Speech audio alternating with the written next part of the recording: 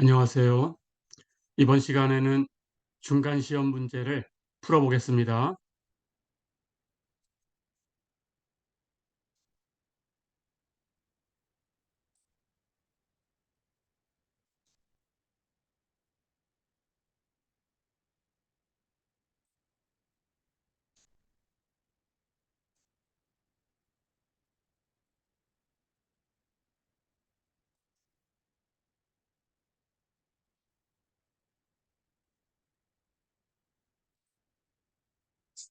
2번 문제부터 풀어보겠습니다.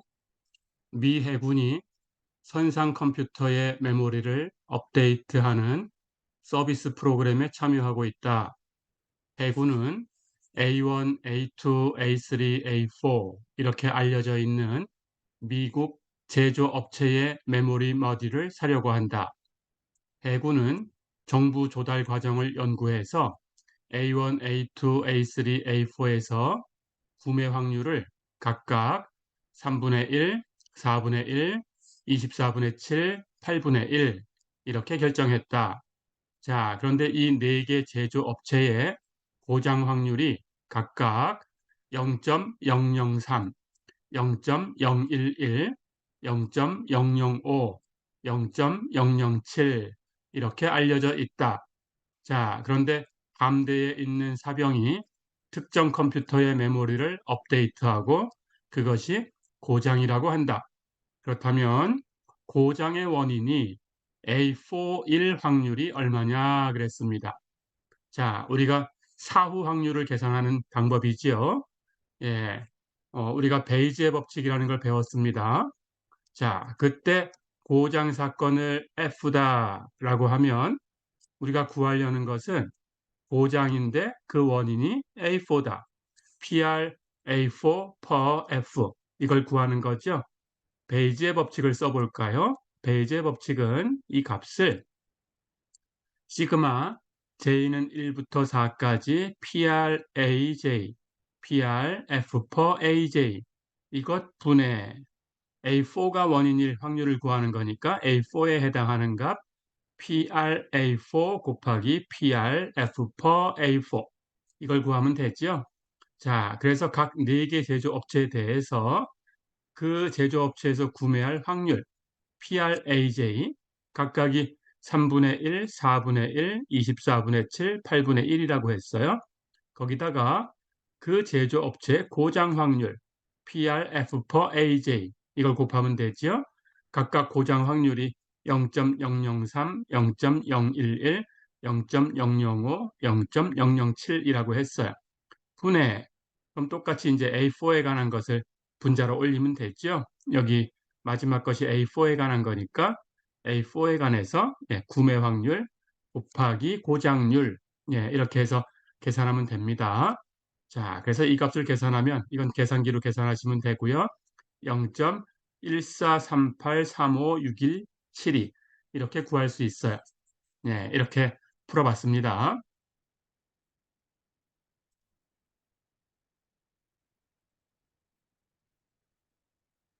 자, 그 다음은 1번 문제를 풀어보겠습니다.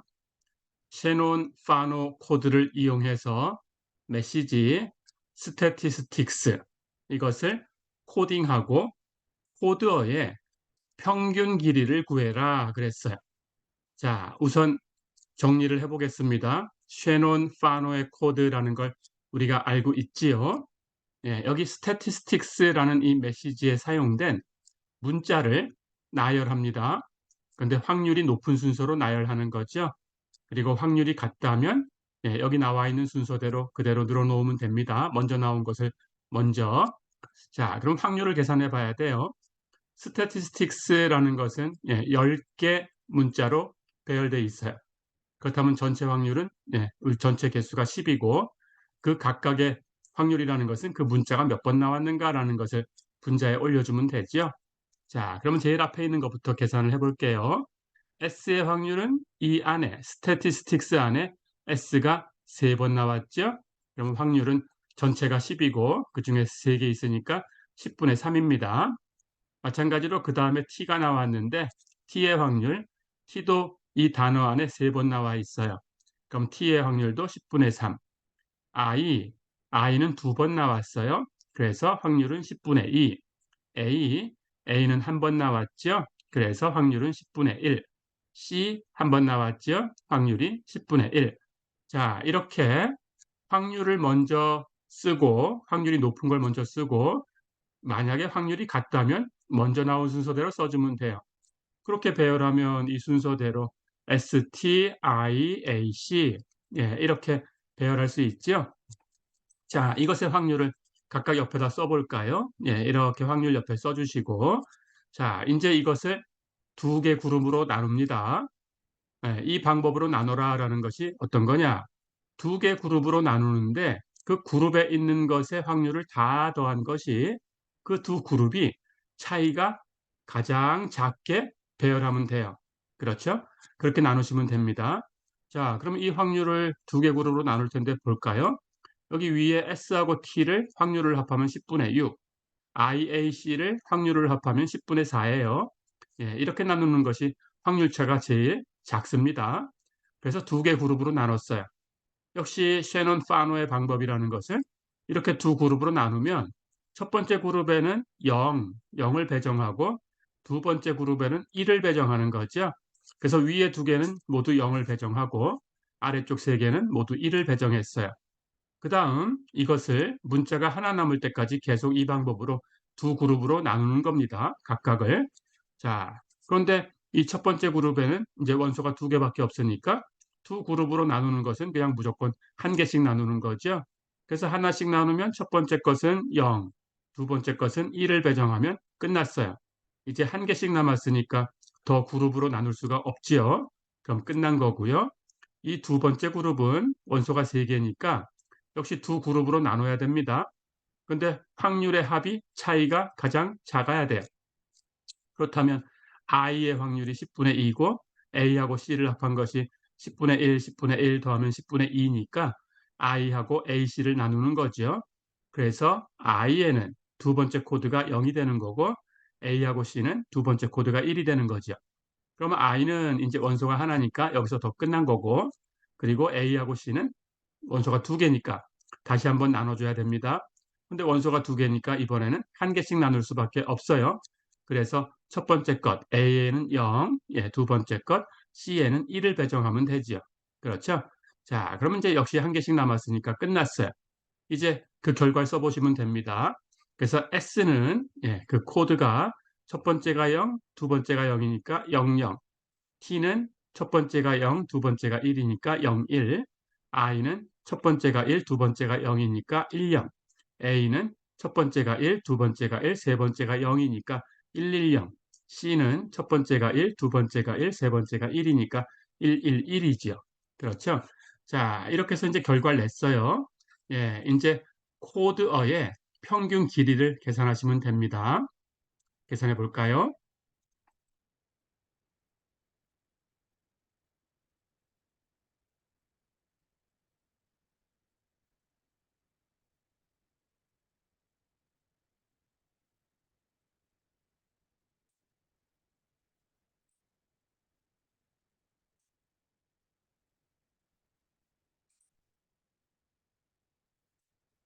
자, 결과를 봅니다. 문자 S는 확률이 10분의 3이었고 그 코드는 00이니까 길이가 2지요. 이렇게 코드 길이를 쓰시면 됩니다. T는 확률이 10분의 3이고 코드 길이는 2고 I는 확률이 10분의 2고 코드 길이가 2고 A는 확률이 10분의 1이고 코드 길이는 3이고 C는 확률이 10분의 1이고 코드 길이가 3이고 그래서 이 코드 길이의 평균 길이라는 것은 이 각각 문자에 대해서 확률과 코드 길이를 곱하고 이렇게 각각을 곱합니다. 그리고 그 결과를 다 더해주는 것이 평균 길이를 계산하는 방법이지요. 그렇죠? 이렇게 계산하시면 돼요. 그래서 S에 대해서 확률 곱하기 코드 길이, T에 대해서 I에 대해서 A에 대해서 C에 대해서 계산해서 그걸 다 더해주면 됩니다. 그래서 평균 길이는 10분의 22, 즉 2.2 비츠가 됐어요. 이렇게 풀어봤습니다.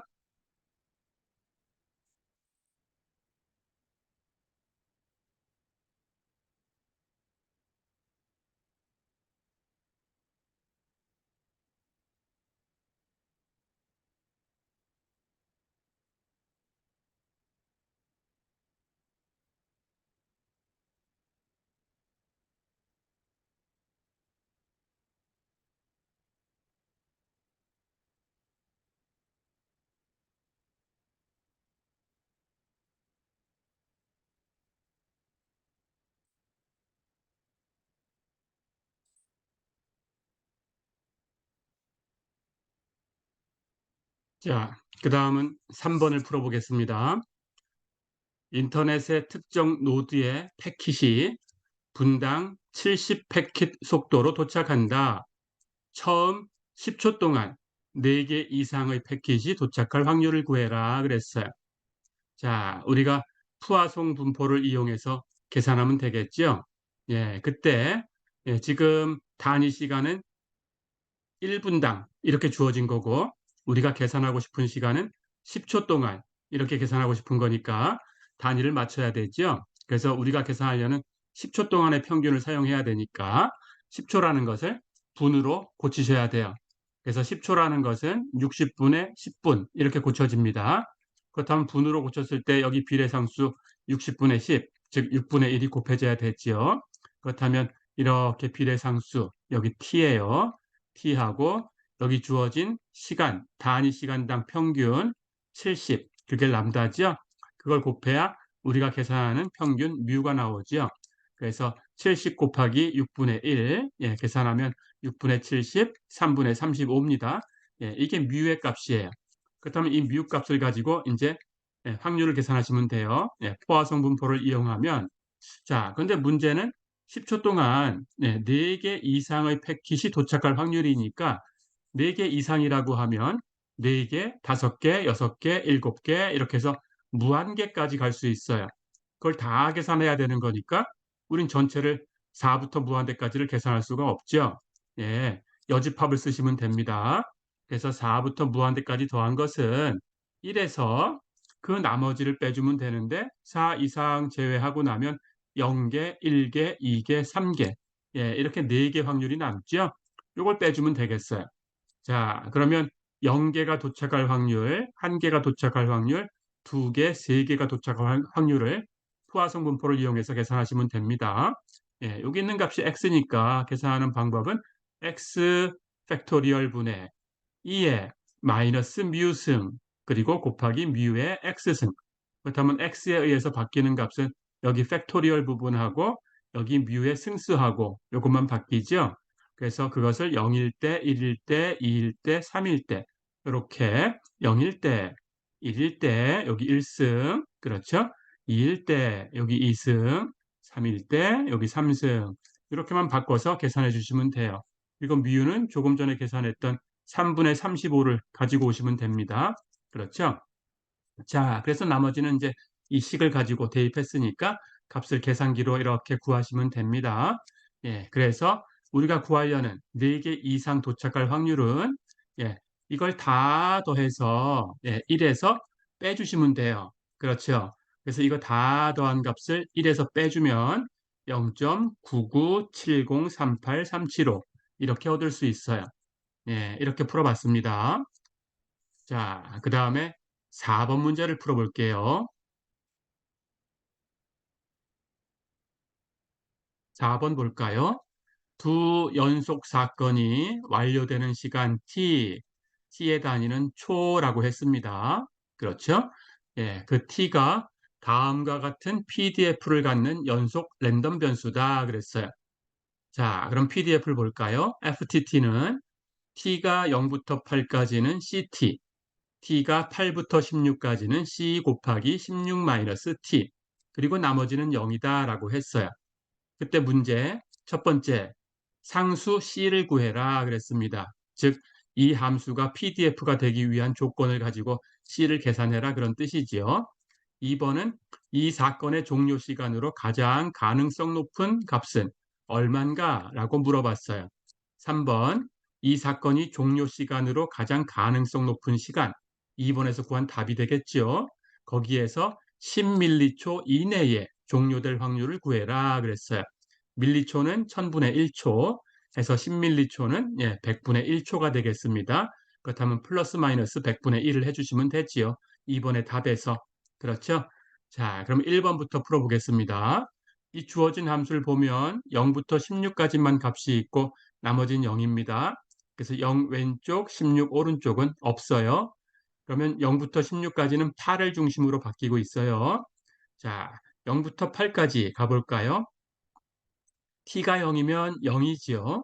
8이면 8c예요. 그래서 여길 8c라고 할까요? 그렇다면 0부터 여기 8일 때까지를 이렇게 선분으로 연결하면 되지요.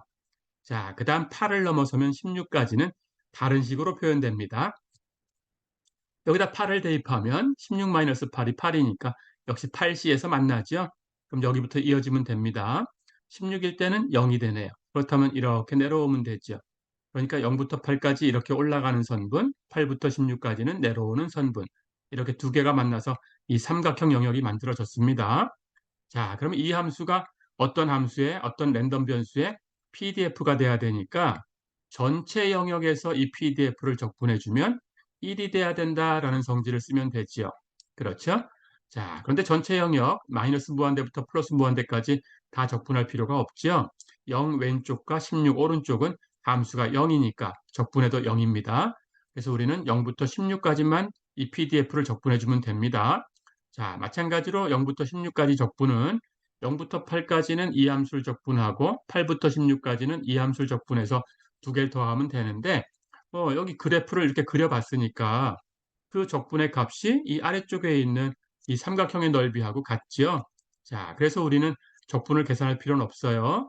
삼각형의 넓이를 구하면 돼요. 삼각형의 넓이는 2분의 1 곱하기 밑변의 길이 곱하기 높이. 그렇다면 2분의 1 밑변이 8이니까 높이까지 곱하면 64C. 그렇다면 이게 1이 돼야 되죠. 예. 그래서 C는 64분의 1일 수밖에 없어요. 자, 이렇게 C를 계산을 했습니다. 그다음 두 번째 문제를 풀어볼게요. 그렇다면 사건의 종료 시간으로 가장 가능성 높은 값은 하고 물어봤는데 주어진 랜덤 변수가 연속이에요. 그러니까 한 점에서의 확률은 0이지요. 그래서 우리는 한 점에서의 확률을 가장 높게 계산할 수가 없습니다. 예, 그래서 구간으로 처리해서 해결해야 돼요.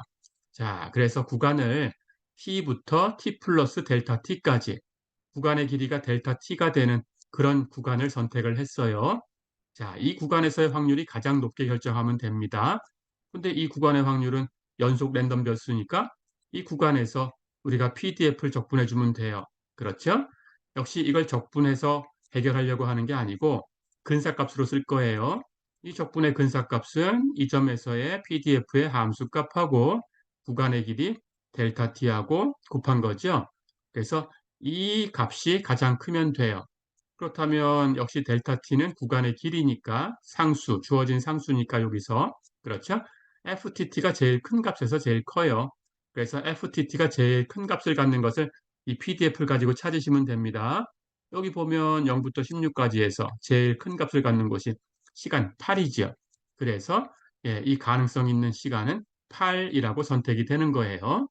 자, 그럼 이제 이걸 가지고 세 번째 문제를 푸시면 됩니다.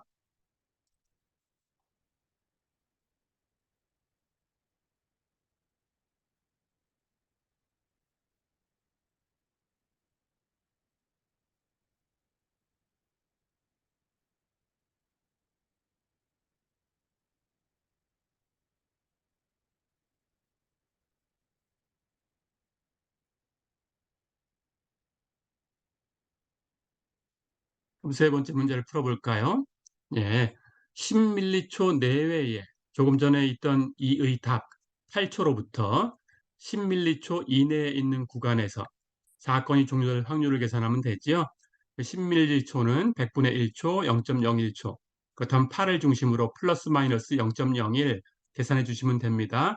이 구간에 있을 확률을 계산하시면 돼요. 다시 얘기하면 8에서 0.01 빼주면 7.99부터 0.01 더하면 8.01까지 이 구간에 있을 확률인데 여기 PDF가 8을 중심으로 대칭이지요.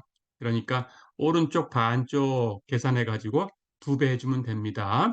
그래서 함수의식을 하나만 쓰면 되겠죠. 자, 그래서 8부터 8.01 사이에 있을 이 확률에다가 2배를 해주면 되고요. 이 확률은 이 구간 8부터 8.01에서 주어진 PDF를 적분하시면 되는데 오른쪽에 있을 때 C는 앞에서 구한 64분의 1 쓰면 되고요. 거기에 16-t를 곱한 것이 PDF죠. 그래서 이걸 적분하셔야 돼요. 자, 그럼 이 계산을 해볼까요? 앞에 2하고 나가서 곱해주면 32분의 1하고 우리는 16-t를 적분하고 구간 적용하면 됩니다. 16 적분하면 16t, t를 적분하면 마이너스 2분의 t제곱, 이제 8부터 8.01 구간을 적용해서 계산하면 되지요. t에다가 8.01 대입한 값에서 t에다가 8 대입한 값을 빼주면 돼요. 그렇죠? 해서 그걸 이렇게 계산하면 됩니다. 그래서 계산하면 0.002498437로 이렇게 답을 얻었네요. 예, 이렇게 풀어봤습니다.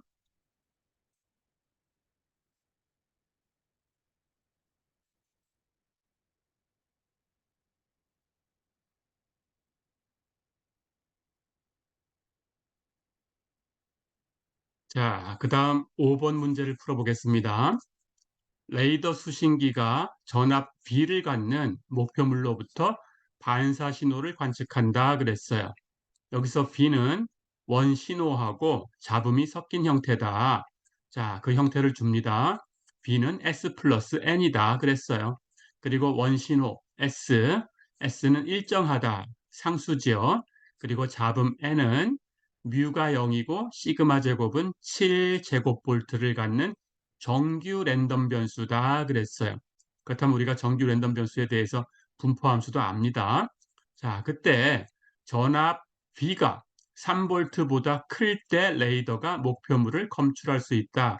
이렇게 가정을 했습니다.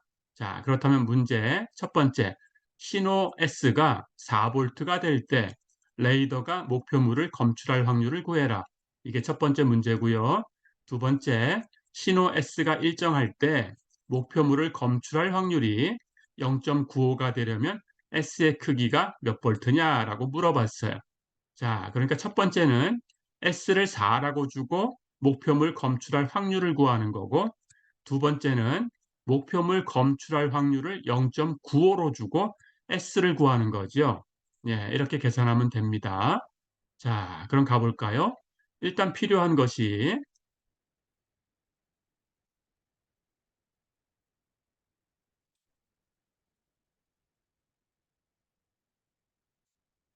우리가 계산해야 되는 것이 B의 평균하고 B의 분산을 계산하셔야 이걸 구할 수 있죠. 자, 그래서 B의 평균은 B가 S 플러스 N이니까 S 플러스 N의 평균을 계산해야 되는데 S가 상수니까 이 평균 계산하는 법을 알죠. S는 그냥 더하면 되고 N의 평균을 더해주면 돼요. 그런데 N은 평균이 0인, 여기 위에 뮤가 0이라고 주어져 있죠. 0인 정규 랜덤 변수라고 했어요. 그렇다면 두 개를 더하면 B의 평균은 S. 그런데 문제에서 첫 번째 문제에서 S가 4다라고 주어졌죠. 그 4를 사용하시면 됩니다. 자, 그 다음 B의 분산은 역시 S 플러스 N의 분산인데 여기 S가 상수니까 분산 계산할 때는 이건 필요 없다고 했죠. 그래서 N의 분산하고 똑같아요. 근데 문제에 N의 분산은 7로 주어져 있어요. 그렇다면 우리가 N의 표준 편차는 루트 7 이렇게 사용하면 되지요. 자, 그러면 첫 번째 문제를 풀어봅니다. 목표물을 검출할 확률이라는 것은 B가 3보다 커야 돼요. 그렇다면 B가 3보다 클 확률 계산하면 되는데 이건 Q 함수를 이용해서 계산할 수 있죠. 그런데 Q 함수를 쓰려면 Z분포로 바꿔야 되죠. 그래서 Z스코어 시그마분의 B 마이너스 뮤를 써야 돼요. 그렇죠? 그렇다면 이제 여기다 대입합니다. B는 3을 대입하고요. 뮤는 우리 계산한 거 4를 대입하면 되고요. 시그마 계산한 거 루트 7을 대입하면 되지요. 그래서 Z가 이렇게 Z로 바꾸면 Z가 시그마분의 B 마이너스 뮤 루트 7분의 3 마이너스 4보다 클 확률이에요. 자, 이것을 계산기로 계산하시면 이제 우리가 Q 함수를 찾아야 되니까 소수점 아래 두 번째 자리까지만 쓰시면 됩니다. 그래서 계산하면 마이너스 0.38이에요. 그런데 Z가 마이너스 0.38보다 클 확률 하는 것은 Q 함수를 이용하면 요것을 Q 함수 값에 대입하면 되는 거니까 Q-0.38이에요. 하지만 우리 나눠준 표에는 여기 음수인 것은 없지요. 그래서 이 값을 1-Q로 바꾸셔야 돼요. 그래서 1-Q로 바꾸면 여기 부호만 바꾸면 되죠. 0.38 이렇게 갖다 주면 돼요. 자, 이제 Q0.38을 표에서 찾을 수 있습니다. 그래서 Q0.38을 표에서 찾으면 0.35197 이렇게 구할 수 있어요. 그렇다면 목표를 검출할 확률은 1에서 이 값을 빼주면 되니까 0.64803이다. 이렇게 구할 수 있어요. 자, 이렇게 계산하시면 됩니다. 그러면 이제 거꾸로 두 번째 문제를 풀어보겠습니다. 두 번째 문제는 검출 확률을 제시한 거죠. 그리고 S가 얼마가 돼야 되냐라고 묻는 거지요. 자, 똑같이 하시면 돼요. 이제 S는 주어진 게 아니니까 그냥 쓰시면 됩니다. 검출 확률을 놓고 S를 계산하는 거예요.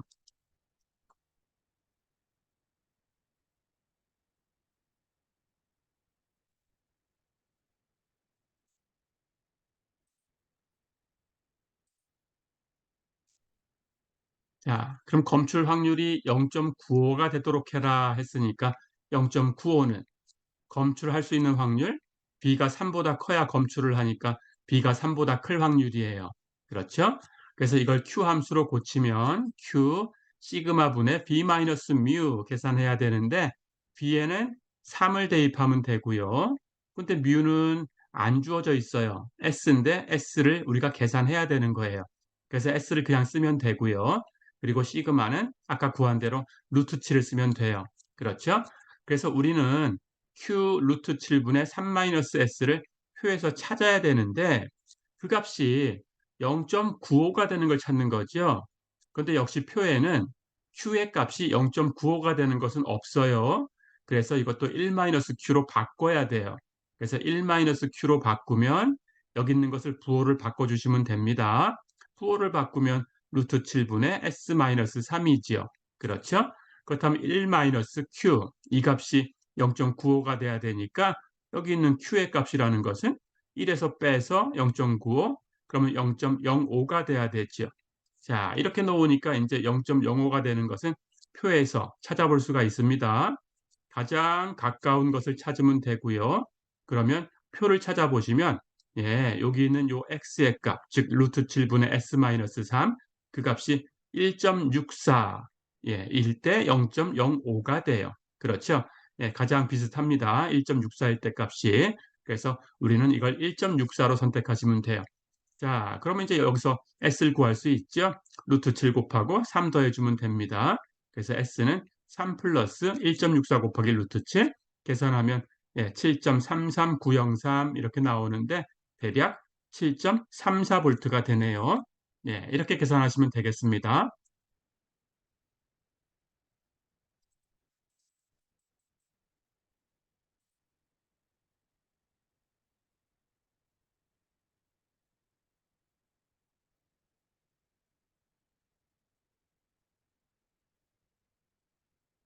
자, 이제 마지막 문제 예, 6번을 풀어보겠습니다.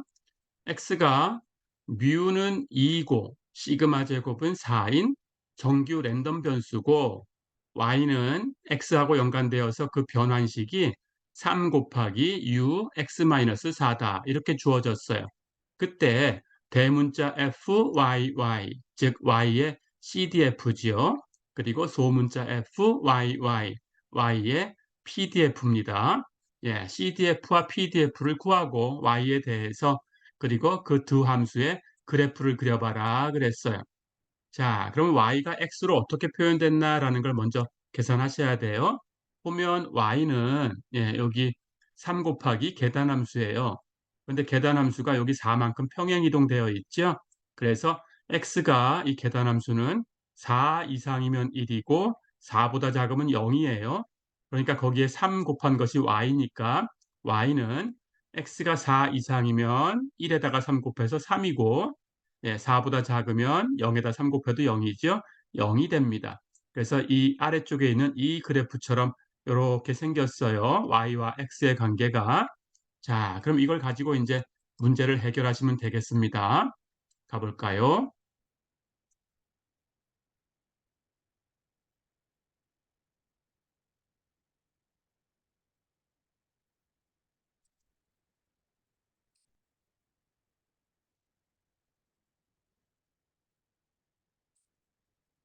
자, 그러면 CDF를 계산하셔야 되는데, 예, 이제 Y의 값을 보면 여기 아래쪽에 0보다 작은 쪽이 있고, 그 다음에 0과 3 사이가 있고, 그 다음 3보다 큰 쪽이 위에 있어요.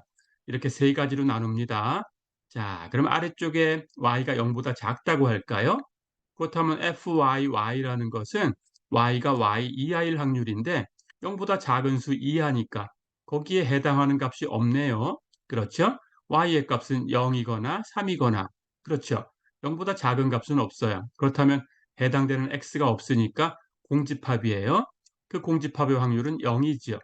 자, 그래서 y가 0보다 작으면 CDF, FYY는 0입니다. 두 번째, y가 0 이상이라고 할까요? 근데 3보다는 작다라고 할게요. 그렇다면 3보단 작으니까 이 값 0과 3 중에서 포함되는 것은 0은 포함되는데 3은 포함되지 않아요. 그렇죠? 그렇다면 x가 어떤 곳에 있으면 될까요? 0이 포함되어 있으니까 x는 4보다 작은 쪽에 있으면 되죠. 그렇죠? 그래서 fyy는 x가 4 이상인 거 fx4예요. 즉 x의 CDF를 가지고 표현이 됩니다.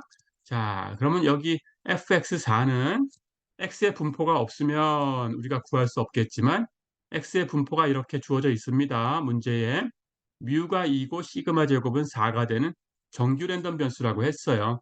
그래서 이건 계산하셔야 돼요. 예, 조금 이따 계산해 보겠습니다. 자, 그 다음 y가 3 이상이면 어떻게 될까요? y가 3 이상이니까 3도 포함되고 0도 포함돼요. 그렇죠? 그렇다면 y가 y 이하일 확률 하는 것은 3과 0, y의 값이 모두 전체가 다 포함됐으니까 모든 x에 대해서 다 얘기가 된 거죠. 그렇다면 전체 구간의 확률이니까 1입니다.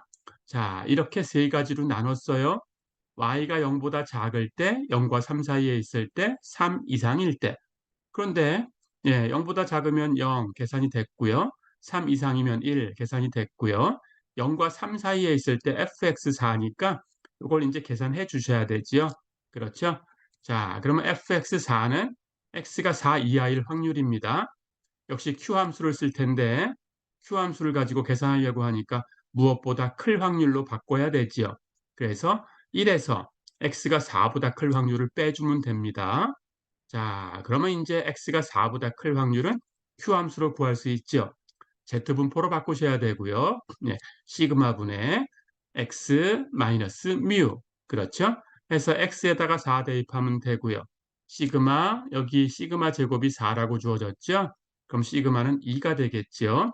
대입하면 되고, 마이너스 뮤, 뮤가 2라고 주어져 있어요. 그럼 뮤를 대입하면 되죠. 그렇죠? 자, 그래서 이제 q 2분의 4 마이너스 2로 바꿨는데, 이 값은 2분의 2니까 1이죠? 그래서 Q1을 계산하시면 됩니다. Q1은 이제 표에서 찾을 수 있어요. 표에서 찾으면 0.15866 이렇게 되지요. 자, 그러니까 우리가 구하려는 fx4는 1에서 이 값을 빼주면 0.84134 이렇게 됩니다. 그래서 이 값을 여기다 이렇게 쓰시면 돼요. 다 됐죠? 자, 그러면 이렇게 세 개 구간으로 나뉜 것을 한꺼번에 표현하는 방법도 알지요? 계단함수를 쓰면 되지요? 예. 그래서 y의 CDF는 여기 처음에 끊긴 것이 0, 그렇죠? 0보다 작을 때, 0 이상 3보다 작을 때, 3 이상일 때, 그랬으니까 처음에 끊긴 것이 0이고 두 번째 끊긴 것은 3이죠. 그럼 0과 3에서 계단함수를 갖다 놓으면 되죠? 그래서 0에서의 계단함수 uy, 그렇죠? 3에서의 계단함수 평행이동해서 u, y-3. 그럼 그 앞에 어떤 수가 곱해진 거냐? 뒤에 거 마이너스 앞에 거 점프한 만큼을 곱해주면 되지요. 자, 그러면 0에서는 앞에 있는 값이 0이었다가 fx4로 점프를 했으니까 fx4에서 0을 뺀 값, 즉 fx4를 써주면 돼요. 그거 조금 전에 계산했던 0.84134죠. 해서 계단함수에다가 0.84134 곱하면 되고 3에서의 계단함수는 점프한 만큼 하는 것이 fx4로 가다가 1로 뛴 거죠. 그래서 1에서 fx4를 뺀 값이지요. 예, 1에서 fx4가 0.84134였으니까 그걸 빼주면 0.15866. 그렇죠? 해서 그 값을 계단함수에 곱하면 됩니다. 자, 이렇게 예, 우리가 CDF를 구해봤어요. 그렇죠? 그렇다면 이제 CDF를 구했으니까 CDF를 미분해주면 PDF를 얻을 수 있죠? 예, 미분하는 것도 다 알지요? 미분해 볼까요? Y로 미분합니다. 그렇다면 첫 번째 항은 곱해진 상수 0.84134는 그냥 곱하고 UI를 Y로 미분한 거죠. Y로 미분하면 0.84134는 임펄스 함수, 델타 y죠. 그냥 써주면 되고, 두 번째는 역시 곱해진 상수 0.15866은 그냥 곱하고 uy-3을 y로 미분합니다. 그렇다면 안쪽에 있는 것을 하나의 변수로 생각하고 그대로 미분해주면 델타 함수고 델타 y-3. 근데 안쪽이 y가 아니고 y-3이니까 다시 이것을 y로 미분해 곱해줘야 되죠. 근데 y-3은 y로 미분하면 1이지요. 그러니까 곱하나 마나. 그래서 결국 이것을 미분한 결과는 델타 y-3이지요. 다 됐죠? 자, 그럼 이걸 가지고 이제 그래프를 그리시면 됩니다.